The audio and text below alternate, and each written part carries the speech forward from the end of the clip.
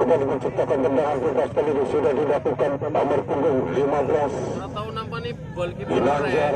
Masih Ginanjar kali ini kerjasama Jombang masih mencoba dilakukan serangan, dibalikan lagi serangan dilakukan pemain dari Suwanda Putra Aisyah nomor punggung 7.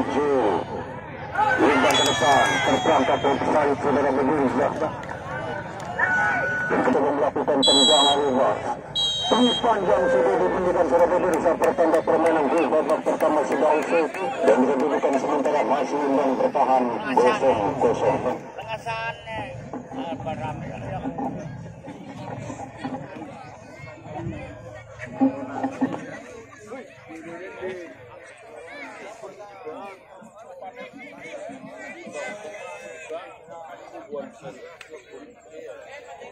Ya,